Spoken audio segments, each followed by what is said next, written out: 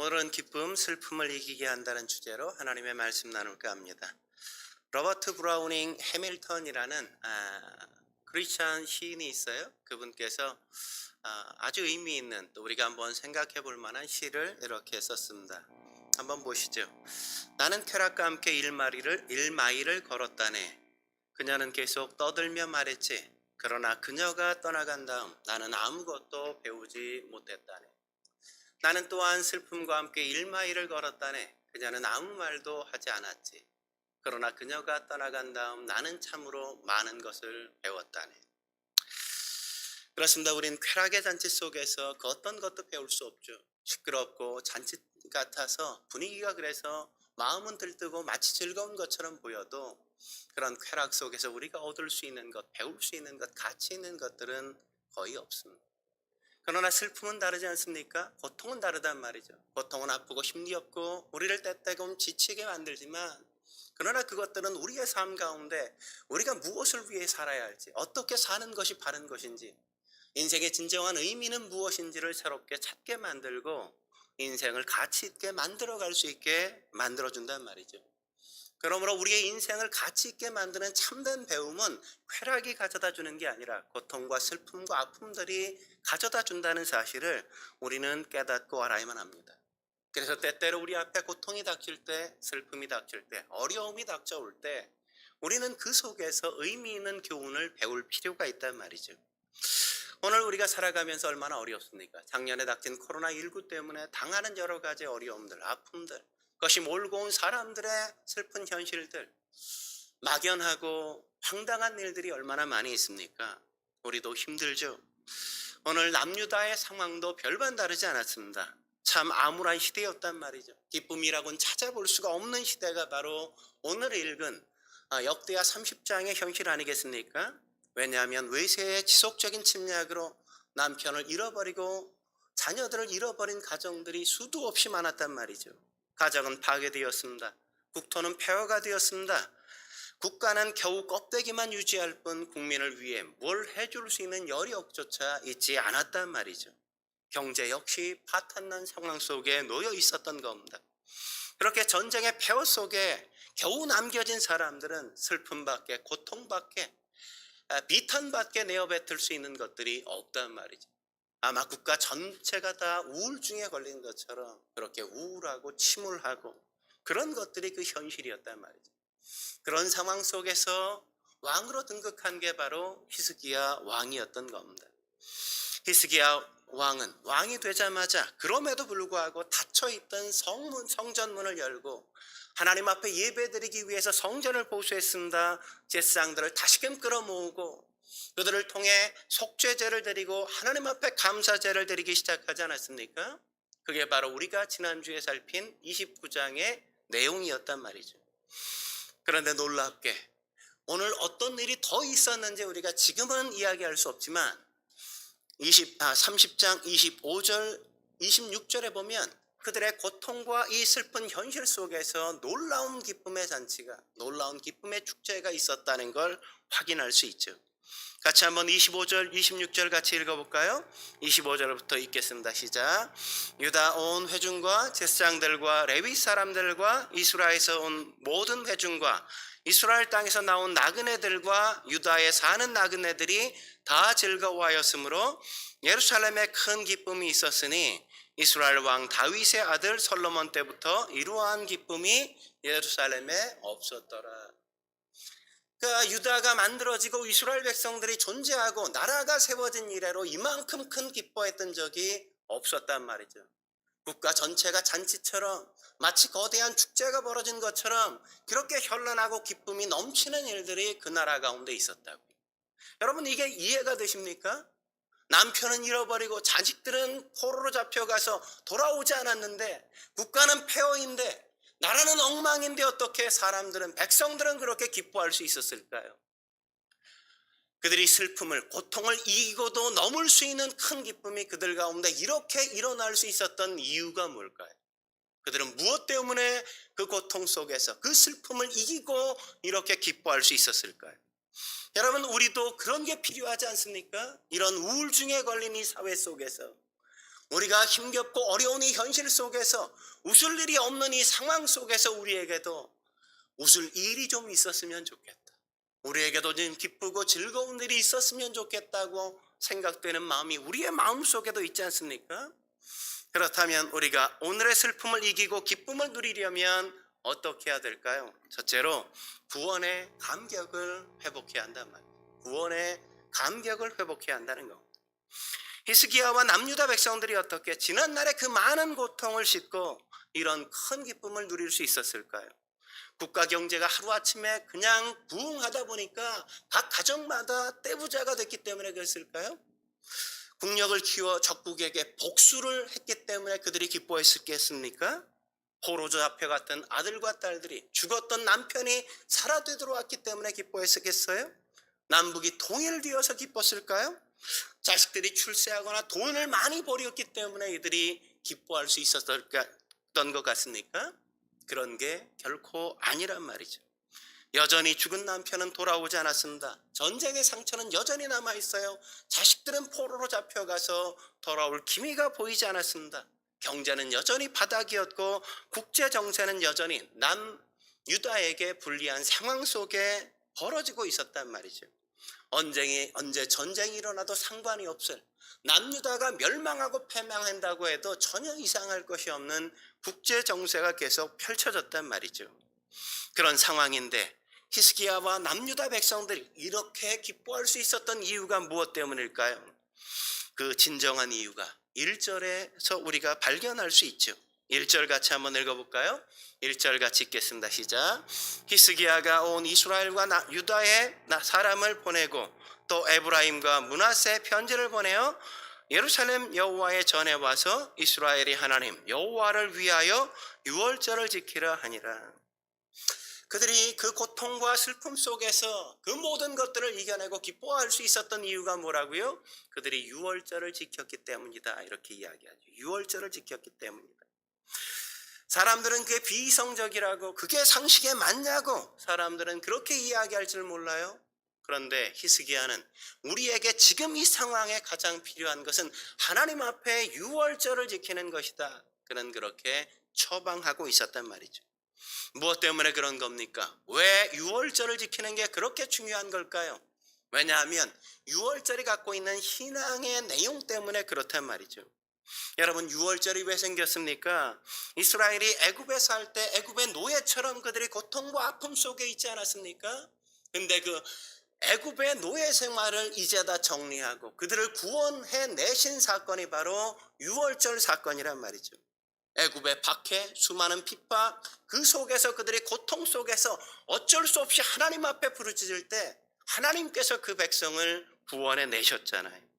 그 부르짖음을 들으시고 모세를 통해서 이스라엘 백성들을 해방시키고 그들에게 참된 자유와 구원을 베푸신 게 바로 이 유월절 절기란 말이죠. 10번째 재앙이 뭐였습니까? 장자의 죽음이란 재앙이었죠. 그 순간 이스라엘 백성들에게 모세를 통해서 하나님께서 어떻게 하셨어요? 어린 양을 잡아서 그 양의 피를 문 인방과 문설주에 바르라. 그리하면 내가 넘어가리라. 이 패스오버라는 말이 유월이라는 말이에요. 유월. 그래서 그 절기를 유월절이라고 이야기한 거란 말이죠. 이 놀라운 사건, 이스라엘 백성들이 노예로부터 그 노예인 삶을 이제 다 청산하고 고통과 핍박의 박해로부터 해방되어진 그날, 그 구원의 사건이 바로 이 유월절이었던 겁니다. 구원의 사건, 절망과 좌절, 죽음으로부터 해방된 사건이 바로 이 유월절 구원의 사건이란 말이죠. 우리도 마찬가지죠. 우리는 허물과 죄로 죽어 있지 않았습니까? 우리는 죽었단 말이에요. 죽었는데 우리를 다시금 살려주신 게 바로 예수님 아닙니까? 이 세상이 길어야 7, 80년 산단 말이죠. 그 후에는 반드시 심판이 있다는 사실을 우리는 부정할 수가 없습니다. 모든 사람이 죄를 범하였기 때문에 그 모든 사람은 죄의 삭신 사망을 당할 수밖에 없단 말이죠. 그건 누구도 예외가 아니고 무엇으로도 해방될 수 없는, 해결할 수 없는 사건인 겁니다. 그런 우리의 형편을 아시고 하나님은 그 아들 예수님을 이 땅에 보내셔서 우리가 죽어야 될 그 십자가에 못 박으시고 그를 믿으면 누구든지 다 살게 만들어 주셨단 말이죠. 그래서 여러분도 예수님을 믿겠다고 다짐하고 예수님을 마음속에 영접한 것 아닙니까? 그래서 우리는 죄로부터 해방되었어요. 이 땅의 짧은 7, 80년의 인생을 끝내면 우리는 영원한 인생, 영생을 누리게 되어진단 말이죠. 우리는 이 땅을 살면 다 끝날 것처럼 생각하지만 그렇지 않아요. 이 땅에 사는 게 끝이 아니라 그 이후에 영원한 삶이 우리가 어떻게 하나님에 대하여 고백하는가에 따라서 다른 영원한 삶을 우리는 경험하게 되어진단 말이에요. 영원한 삶이 우리 가운데 펼쳐진다는 걸 아는 사람들은 이 땅의 7, 80년 인생이 어떤 삶이어도 상관이 없어요. 영생을 누릴 수 있다면, 지옥이 아니라 영원한 삶을 살 수 있다면 그건 별게 아니란 말이죠. 내가 구원받아서 하나님의 나라 저 천국에 갈 수 있다면, 그곳에 우리가 영원히 살 수 있다면 이 땅에 잠시 고난을 당하고 잠시 역경을 당하고 잠시 슬픔을 당하는 건 별로 문제가 되지 않는다. 그래서 오늘 히스기야는 이스라엘 백성들에게 지금 가장 필요한 것, 이 고통 가운데, 이 슬픔 가운데, 이 좌절과 절망 속에 가장 필요한 건 하나님 앞에 하나님께서 어떻게 우리를 구원하셨는지 보는 것이라고. 그래서 우리를 구원하신 하나님의 구원의 은혜를 다시 한번 느끼고 경험하는 것이라고 그렇게 생각해서 그들에게 유월절 절기를 지키자고 이야기한 겁니다. 우리 가운데도 그런 게 필요한 것 아닙니까? 우리에게도 회복돼야 될 게 바로 이 구원의 은혜란 말이죠. 여러분 생각해 보십시오. 내가 폐암 말기였는데 내가 3개월밖에 살지 못한다고 했는데 내가 기적적으로 회복되었어요. 그런 인간이 감기 걸렸다고, 몸살이 났다고, 진짜 내가 죽을 것 같아, 이러겠습니까? 두통이 좀 왔다고 폐암 말기에서 회복된 사람이 나한테 왜 이렇게 두통 때문에 나는 고통스러운 거야, 그렇게 하소연하고 불평하겠어요? 아니죠. 그런 건 전혀 문제가 될 게 아니란 말이죠. 내가 받은 구원이 얼마나 큰 것인지, 내가 경험한 이 구원이 얼마나 가치 있는 것인지 아는 사람은 내가 오늘 당하는 저금한 고통과 아픔의 현실들을 넉넉히 이기고 넘어갈 수 있단 말이죠. 하지만 아무리 힘있고 아무리 큰 물고기라고 해도 물이 마르면 끝장나는 거죠. 아무리 번식력 좋은 나무라고 할지라도 화산이 폭발하고 용암이 흘러내리면 끝이요. 사막화가 이루어지면 그 나무도 종말을 맞을 수밖에 없는 겁니다. 오늘 히스기야가 슬픔과 절망에 빠져있는 남유다 백성들에게 유월절을 지키라고 한 이유는 그래서인 겁니다. 우리가 구원의 은혜에 다시 한번 빠져버려야 우리는 이 고통과 이 아픔의 현실을 극복할 수 있다는 말이죠. 우리는 이미 애굽에서 구원받은 인생들이 아니냐 이거죠. 하나님이 이미 죽었던 우리를 살리셔서 지금까지 살려준 게 아니냐 이거죠. 물론 지금 남편이 죽고 자녀들이 그렇게 포로로 잡혀간 현실들이 그렇게 기쁘고 그렇게 아무 문제가 아니라는 게 아닌 게 아니에요. 그것도 아프죠, 슬프죠, 힘들죠, 경제가 어렵죠. 그러나 내가 이 살아가는 이 인생 자체가 은혜로 얻은 것이고 앞으로 내게 주어질 그 놀라운 저 천국이 있다는 사실을 깨닫는다면 이 현실은 아무것도 아니라는 겁니다. 여러분 그렇잖아요. 아버지가 회사를 유산으로 물려줬는데 아버지가 물려준 책상이 좀 낡았다고, 아니 왜 이런 책상을 내게 물려준 거야, 이러겠습니까? 회사를 물려줬는데 그런 멍청한 어리석은 아들이 어디 있겠어요? 이스라엘 백성들은 유월절을 보내면서 하나님의 구원의 은혜를 깨닫고 나서 비로소 그 슬픔과 그 고통에서 해방되어 감격하고 있는 거란 말이죠. 그러므로 우리가 진정한 기쁨을 누리려면 십자가 앞에 나가야만 돼요. 예수님을 우리가 다시금 만나야만 합니다. 그 십자가 아래에서 그분이 어떻게 나를 구원하시기 위해 사랑하셨는지, 그분이 치르신 대가가 얼마나 거대한 것인지, 그리고 우리가 당해야 될 저 십자가의 고통이 얼마나 큰 것인지를 우리가 그 현장 앞에서 확인할 수 있다면 오늘의 작은 슬픔과 고통들은 넉넉히 기뻐하면서 감격하면서 넘길 수 있단 말이죠. 성경에 보면 그런 사건들을 우리는 많이 발견할 수 있잖아요. 외아들을 잃어버린 나인성 과부가 예수님을 만나서 기쁨을 회복하지 않습니까? 가늠하다 잡힌 여인이 예수님을 만나서 다시금 기쁨의 인생을 살아가잖아요. 혈류병을 앓던 여인 역시도 예수님을 만나서 회복되어져 기쁨의 인생을 다시금 살아간단 말이죠. 굶주렸던 이스라엘 백성들 역시도 예수님을 만나서 참된 기쁨을 회복하는 것 아니겠습니까? 삶의 기쁨은 예수님을 다시금 만나 그분께서 베푸신 은혜가 얼마나 큰 것인지 확인할 때 우리가 주어진 환경이 아무것도 아니라 그거보다 더 절대적인 더 큰 역사가 내 앞에 있었다는 사실을 확인함으로 넘어갈 수 있고 이길 수 있는 것이란 말이죠. 그러므로 사랑하는 성도 여러분, 말씀을 붙드십시오. 그분 앞에 나와서 엎드려 기도하십시오. 설교를 들으면서 하나님의 은총을 함께 여러분들이 깊게 묵상하면서 다시금 깨달을 수 있길 주의 이름으로 축원합니다. 세상이 줄 수 없는 그 평안, 세상이 줄 수 없는 그 기쁨, 그것은 예수님을 만난 사람만이 당할 수 있고 경험할 수 있는 겁니다. 여러분, 네로 황자에게 붙잡혀서 밤에 촛불로 그렇게 기름을 먹여서 불타 죽는 사람들이 찬송하면서 죽을 수 있었던 이유가 뭐예요? 사자밥으로 원형 경기장에 내던짐을 당할 때 그들이 사자밥이 되어 팔이 찢겨 나가고 다리가 찢겨 나감에도 불구하고 찬송할 수 있었던 이유가 어디 있다고 생각합니까? 나를 구원하신 이 죽음이 끝이 아니라 나를 구원하셔서 내가 지금 죽어도 넉넉히 하나님의 품에 안겨 있을 것이라는 걸 아는 사람만이 찬송하고 감사하고 기뻐할 수 있는 것이죠. 우리가 가치의 우선순위가 어딘가를 발견할 수 있다면 우리는 충분히 우리가 당한 어려움과 역경 속에도 기뻐할 수 있을 것입니다.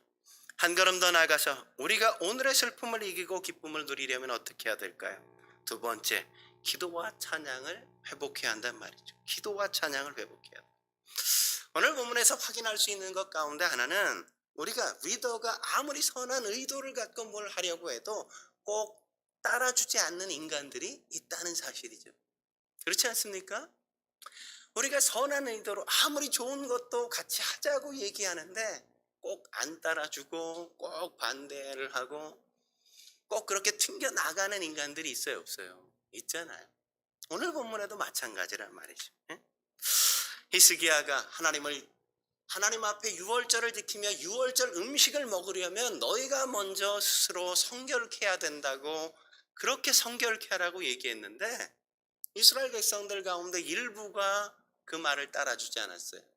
유월절 규례를 어긴 겁니다. 그렇다면 히스기야가 어떻게 해야 돼요?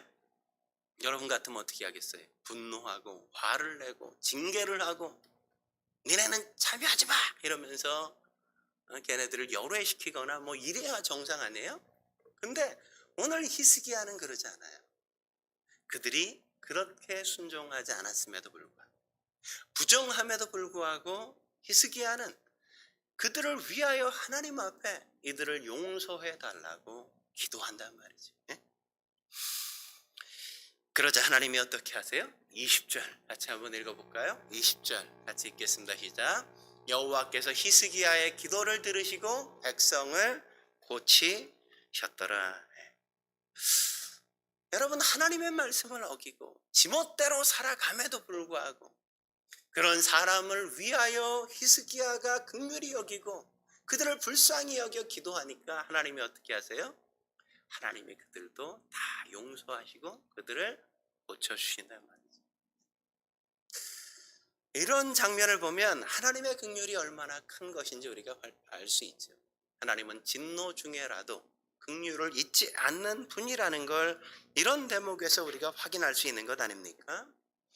히스기야의 기도를 들어주시고 그들을 고쳐주셨단 말이죠. 기도할 때 비로소 회복은 있는 겁니다. 기도할 때 하나님의 역사가 시작되는 거란 말이죠. 하나님의 기적과 이적과 이런 역사를 맛보아야 그래야 기쁨이 우리 안에서 일기 시작하지 않겠습니까? 그래서 예수님이 요한복음 16장 24절에 뭐라고 말씀하십니까? 이렇게 말씀하시죠. 지금까지는 너희가 내 이름으로 아무것도 구하지 아니하였으나 구하라 그리하면 받으리니 너희의 기쁨이 충만하리라. 기쁨이 충만해지려면 뭐부터 해야 돼요? 기도부터 해야 된다고. 기도부터 해야 돼. 기도해야 받을 수 있고 그걸 받아야 우리가 기쁨을 충만하게 함께 누릴 수 있게 되어진단 말이죠. 그런 예를 우리가 성경에서 무한히 발견할 수 있지 않습니까? 그 대표적인 예가 한나잖아요. 한나. 여러분, 한나가 어떤 여인이었습니까? 아이를 낳지 못했단 말이죠. 그 당시에 아이를 낳지 못하는 건 여자로서의 존재 가치와 의미가 없는 거예요. 그 당시에 여자는 아이를 낳고 대를 잇게 만들어야 그 아이가 미래를 만드는 거란 말이에요. 그 가정의 미래를. 근데 아이를 못 낳으니까 남편이 아무리 사랑해줘도 이게 너무나 절망스럽고 좌절스러운 거예요. 그러니까 너무너무 고통스러우니까 하나님 앞에 나가서 기도하잖아요. 하나님, 이게 뭡니까 도대체? 남편의 사랑 가지고 난 살 수가 없습니다. 내가 여자로서의 구실을 다해야 되지 않습니까? 나에게 아들을 주십시오. 막. 얼마나 많이 기도했는지 기도하는 소리가 입에서 나오지 않을 정도. 사람들이 보니까 술에 취한 여인처럼 보이는 거예요. 술 주정하는 것처럼. 네? 그렇게 기도하고 또 기도하고 또 기도했어요. 그러자 어떤 역사가 있어요?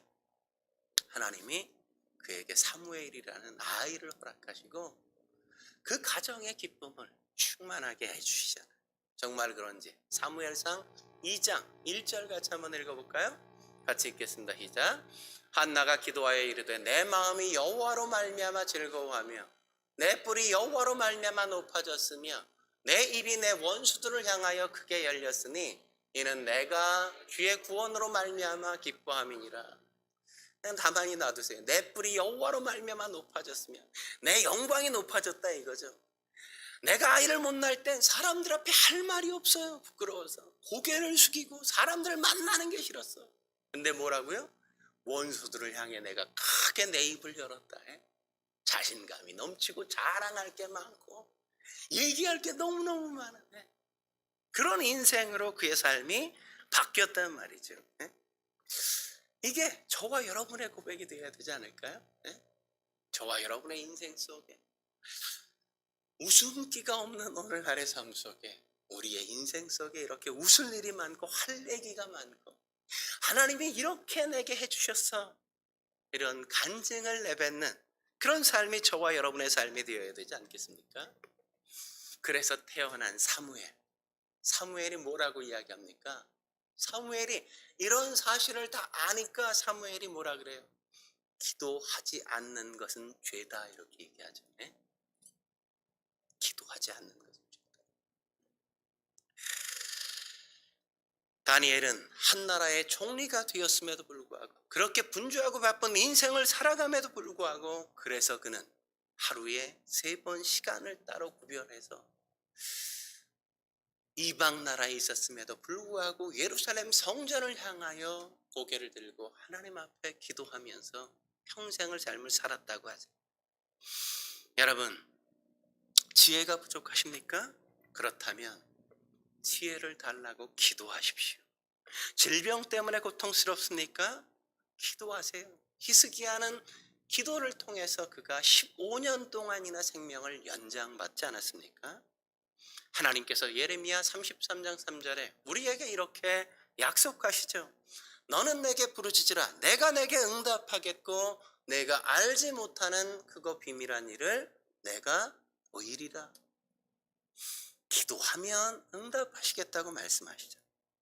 예수님도 요한복음 14장 14절에 뭐라고 말씀하십니까? 내 이름으로 무엇이든지 내게 구하면 내가 시행하리라. 왜 우리가 그분의 시행하는 역사를 경험하지 못해요? 왜 그분께서 우리를 위하여 일하시는 일들을 경험하지 못하는 이유는 무엇 때문입니까? 우리가 구하지 않기 때문이란 말이에요. 우리가 기쁨이 없는 이유, 우리의 삶에 어떤 리듬이 없는 이유, 음악이 없는 이유는 바로 여기에 있단 말이죠. 그리고 우리가 기도와 더불어 놓치지 말아야 될 게 뭐라고요? 우리가 찬양을 하는 거라고요. 찬양. 예? 히스기야는 기도만 한 게 아니라 기도 이후에 찬양을 드리는 걸 우리가 확인할 수 있잖아요. 21절 같이 한번 읽어볼까요? 21절 읽겠습니다. 시작. 예루살렘에 모인 이스라엘 자손이 크게 즐거워하며 7일 동안 무교절을 지켰고 그 레위 사람들과 제사장들은 날마다 여호와를 칭송하며 큰 소리를 나는 악기를 울려 여호와를 찬양하였으며. 여러분, 이스라엘 백성들 참 대단하잖아요. 7일 동안이나. 우리는 그냥 뭐 이렇게 하루 나와 예배 드리는데 그들은 보통 하면 7일 뭐 2주 막 이랬어요. 예배 드리면. 대단하죠. 그죠? 근데 그들이 모여서 뭘 했다고요? 기도만 한 게 아니라 하나님 앞에 찬양을 드렸더라. 찬양을 드렸더라. 찬양을 드리면 기쁨이 회복되는 겁니다. 여러분, 바울과 신라가 그랬잖아요. 바울과 신라. 여러분 생각나십니까? 그들이 귀신 들린 여종에게 귀신을 떠나게 만들었다는 이유 때문에 잡혀가지고 39대의 태장을 맞는다고. 39대의 태장이라는 건 죽기 바로 직전까지 때린다는 거예요. 그러니까 39대 태장을 맞았으면 얼마나 고통스러워요. 얼마나 아프겠어요. 태장을 맞고 감옥에 갇혔어요. 칠흑 같은 밤이 찾아왔어요. 착고에 체인 채 묶여서 감옥 밑에 처박아 뒀단 말이죠. 온 몸이 그냥 고통으로 여기저기 안 아픈 곳이 없지 않겠습니까? 그런 시간에 찬송하고 기도한다는 건 뭐 그럴 기력이 어디 있겠어요. 근데 그럼에도 불구하고 그런 상황 속에서 그들은 기도하고 하나님 앞에 찬양을 드리기 시작했단 말이죠. 기도하고 찬양을 드린다는 건 뭘 얘기하는 겁니까? 내가 내 시선을 하나님께로 향한다는 거예요. 내가 하나님을 바라본다는 겁니다. 나를 욕하고 나를 패고 내게 손해를 끼친 그 사람을 바라보지 않겠다는 겁니다.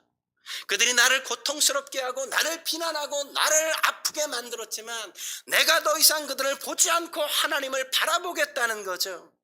나는 이제 나의 시선을 하나님에게 두고 하나님께 시선을 두며 하나님을 의지하고 하나님이 내게 행하실 놀라운 일들을 기대하겠다는 의지란 말이죠. 그래서 바울과 신라가 어떻게 되었어요? 그 밤에 기도와 찬양을 통해서 그들은 감옥문이 흔들리고 감옥문이 열려지고 그들이 그 속에서 나올 수 있는 역사가 그들 가운데 열려지잖아요. 옥문이 흔들려 열리게 되어지고 그들은 해방되어지는 역사를 맛보지 않습니까? 그래서 믿음의 선배들은 뭐라고 얘기합니까?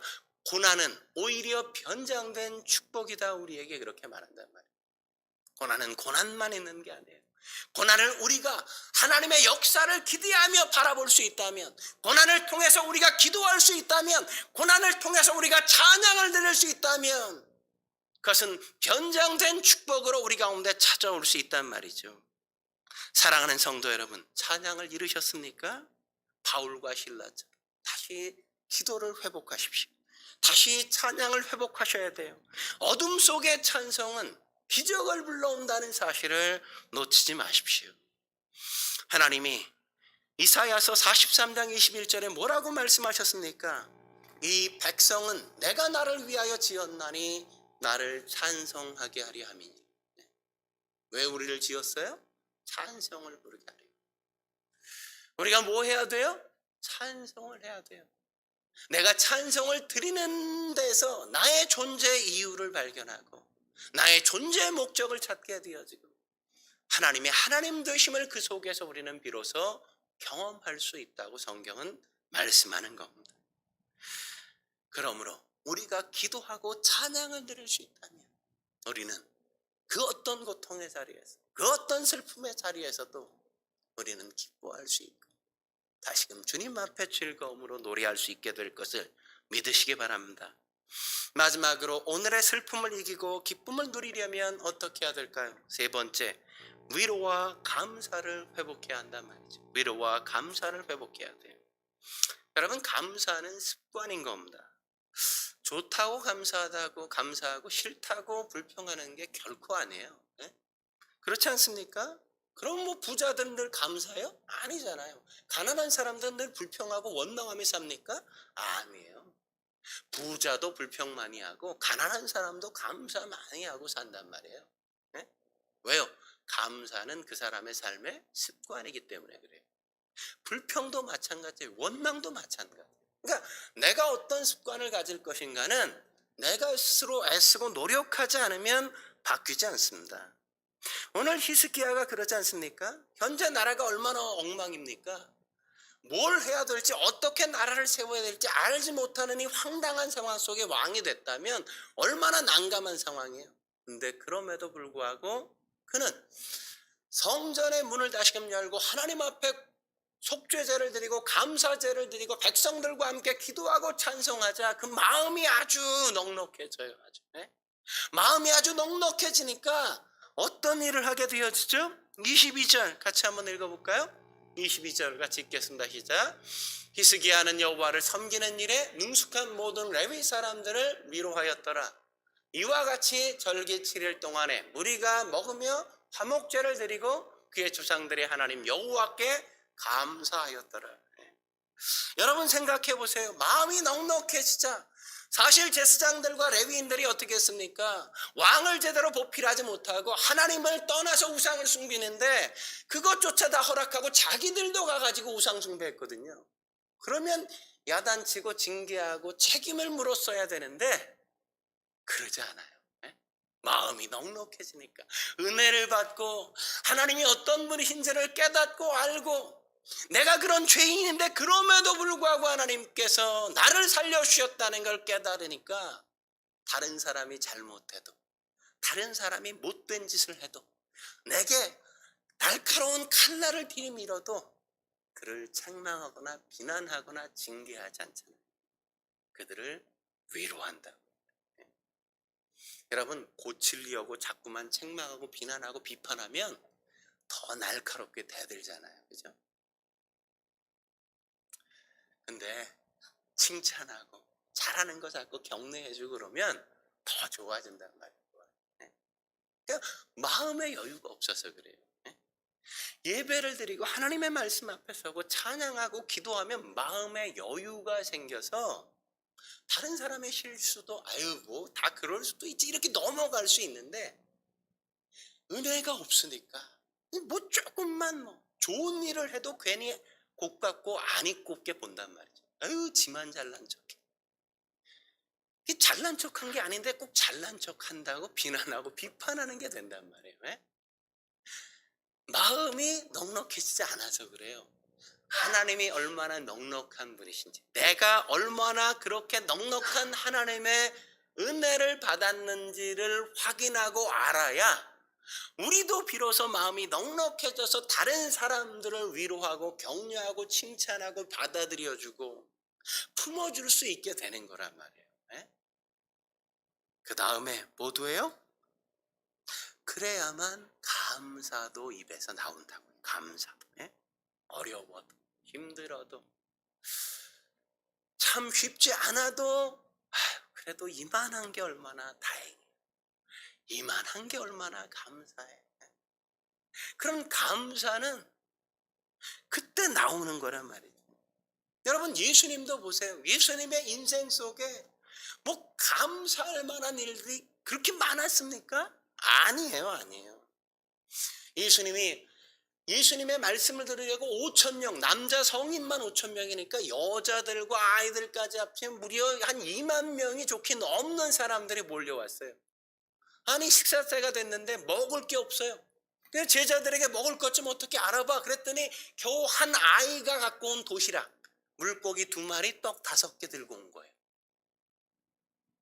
근데 예수님이 어떻게 하세요? 그 물고기 2마리, 떡 5개를 가지고 하늘을 우러러보시고 하나님 앞에 감사 기도를 하시잖아요. 감사 기도하자 어떤 역사가 있어요? 오병이어의 기적이 나타나요. 떼어주면 참 얼마나 놀래. 물고기가 2마리였는데 뗐는데 또 물고기가 있어. 줬는데 또 물고기가 있어. 줬는데 또 물고기가 있어. 그게 2만 명이 넘는 사람들을 떡과 물고기를 먹이고도 무려 12광주리를 거두는 역사를 만들었다.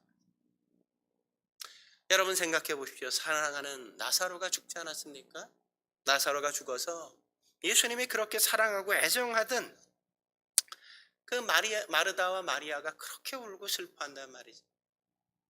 근데 예수님이 그 나사로의 무덤가에 가서 그렇게 슬픔에 잠겨 있는 사람들 앞에서 어떻게 하십니까? 예수님이 그들 앞에서 감사 기도를 드리잖아요. 감사 기도. 정말 그런지 볼까요? 요한복음 11장 41절 같이 한번 보시죠. 읽겠습니다. 시작. 돌을 옮겨 놓으니 예수께서 눈을 들어 우러러 보시고 이르시되 아버지여 내 말을 들으신 것을 감사하나이다. 하나님 앞에 나사로의 죽음 앞에서도 그 거대한 슬픔 속에 잠긴 사람들 앞에서 감사합니다 하나님.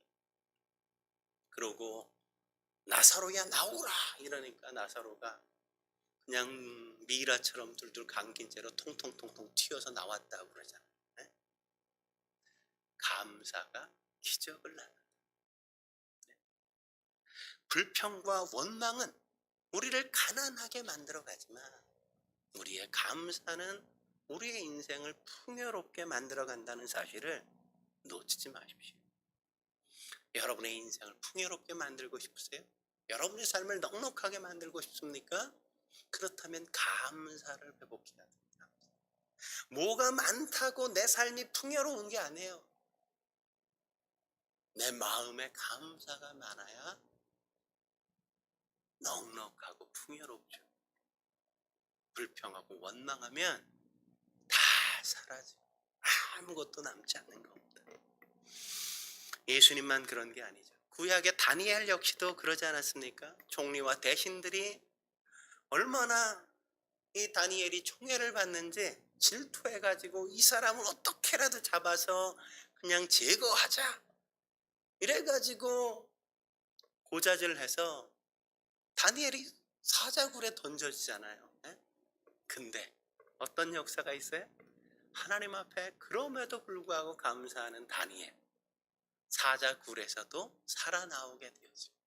도리어 자기를 모함했던 정적들은 그가 던져졌던 사자굴에 다시금 던져져서 다 죽임을 당하는 역사를 경험하게 되었죠. 불평하고 원망하고 누군가를 희귀하는 사람들은 끝이 늘 그럴 수밖에 없다고. 넉넉하게 감사하고 위로하고 축복하는 사람들, 하나님을 신뢰하고 하나님 앞에 자신의 인생을 맡길 줄 아는 사람들, 그들은 풍요로운 인생을 경험하는 겁니다. 오늘 이 시대 얼마나 감사가 메마른 시대입니까? 사람은 가만히 그냥 놔두면 감사가 되어지지 않아요. 늘 불평하고 원망하죠. 그래서 아리스토텔레스는 뭐라고 그랬습니까? 인간의 마음 중에 가장 쉽게 늙는 부분이 있다면 그것은 감사하는 마음. 감사를 제일 먼저 잃어버린단 말이에요, 사람. 그러니까 어떻게 해야 돼요? 의도적으로 감사를 하려고 부단히 노력해야만 된단 말이죠. 체스터튼 경이 이런 말 하지 않았습니까? 그래서 나의 주된 인생과는 모든 것을 감사함으로 받고 당연한 것으로 여기지 않도록 연습하는 것이다. 우리는 어떤 병에 걸려 있어요? 뭐든지 다 당연한 것으로 받아들여. 당연히 밥 먹어야지. 당연히 나는 오늘 하루를 산 거야. 당연히 난 이걸 누릴 수 있는 존재야. 당연한 것은 없다. 누군가의 수고와 누군가가 내게 허락하신 그 무엇이 지금 나를 있게 한 것이지 나는 당연히 뭘 누릴 수 있는 권리를 가진 존재는 아니라는 사실을 알아야 합니다. 모든 게 당연한 게 아니라면 그 사실을 아는 사람은 감사할 수밖에 없어요. 부모님에게 감사하고 나와 함께 대화를 나눠주는 사람에게 감사하고 내 직장의 상사들에게 감사하고 나를 위로하고 격려해주는 내 곁을 지켜주는 사람들에게 감사할 수밖에 없잖아요. 나를 이 땅에 이곳에서 이 모든 것들을 누리게 하신 하나님 앞에 어찌 감사하지 않을 수 있겠습니까? 네? 이렇게 감사와 위로가 넘치자 이스라엘 백성들이 어떻게 하자 그래요? 유월절을 더 지키자, 더 연장하자. 23절에 그래서 어떻게 합니까? 온 회중이 다시 7일을 지키기로 결의하고, 이미 7일, 일주일을 이미 유월절을 지켰는데 또 뭐라고요? 온 회중이 다시 7일을 지키기로 결의한다고요. 유월절을 연장해서 일주일 더 하자. 그렇게 이야기해서 또 7일을 즐겁게 지켰더라. 여러분 얼마나 기쁘고 얼마나 행복했으면 이런 일이 있습니까? 위로와 감사가 전염되어지고 사람들이 예배 속에서 감격하고 은혜가 넘치자 서로 위로하고 격려해요. 서로 기도해주고 서로 찬양을 함께 불러요. 곁에 동역자가 되어주고 지지자가 되어주니까 그냥 맨날 집에만 있으면 우울하고 꿀꿀하고 그냥 막 죽을 맛이었는데 함께 이렇게 위로하고 격려하고 함께 기도하니까 힘이 나고 너무너무 즐거운 축제가 되니까 사람들이 일주일 더 하면 안 되냐? 그래서 7일을 더 연장했어요. 그러니까 히스기야가 어떻게 합니까? 숫송아지 1000마리, 양 7000마리를 회중을 위해서 내놔요. 사람들이 모이면 먹어야 되잖아요. 그러니까 히스기야가 그래 내가 먹을 건 내가 제공할게 7일 동안. 그래 내놓으니까 관리들도 아이 우리도 가만히 있을 수 없잖아요. 그러니까 그들도 수송아지 1000마리와 양 10,000마리를 내놓는단 말이에요. 그러니까 레위인들이 뭐라 그래요? 제사장들이 우리도 가만히 있을 수 없다. 나와라. 내가 하나님의 이름을 가지고 축복 기도해 주겠다. 백성들이 함께 나오면 그들에게 머리에 손을 얹고 함께 축복 기도를 해주기 시작하니까 뭐 얼마나 행복한 시간이겠어요. 은혜를 받고 축제가 열리고 슬픔을 이기고 고통을 넘어서 함께 기도하고 위로해주고 서로의 문제들을 끌어안고 그렇게 격려해 주니까 나라가 고통의 나라에서 기쁨의 나라로 변화되는 겁니다. 오늘 우리에게 필요한 건 바로 이것입니다. 우리에게 있는 슬픔과 고통 이것들을 가지고 각자 흩어져서 집에 앉아 있으면 아무 일도 되지 않아요. 함께 모여 하나님 앞에 찬양하고 하나님을 예배하고 하나님의 구원의 은혜를 다시금 노래하고 함께 서로를 위하여 기도하고 위로하고 격려하고 감사할 수 있다. 우리도 동일한 기쁨으로 이 고통의 시간들을 이겨 나아갈 수 있지 않겠습니까? 저와 여러분들이 그런 은총을 함께 맛볼 수 있길 주의 이름으로 축원합니다. 함께 기도하시겠습니다. 거룩하신 하나님 아버지, 오늘 주님 앞에 함께 나와 이렇게 예배하며 주의 말씀을 듣게 하시니 감사합니다. 고통의 날들을 보냈던 고통의 시대에 히스기야가 이스라엘 백성들을 함께 모아 하나님 앞에 모여 유월절을 지키면서 기도하고 찬양하고 그 속에서 주신 은혜 때문에 백성들을 위로하고 그들의 실수를 눈감아주고 그들의 아픔을 끌어안고 하나님 앞에 중보기도 하면서 나아갈 때 그들에게 위로와 감사가 넘칠 수 있었던 것처럼 하나님 우리의 인생의 마당에도 그런 날들이 있게 주여 도와 주옵소서. 이 시대에 필요한 우리에게 필요한 그 기쁨을 우리에게도 다시금 허락해 주옵소서.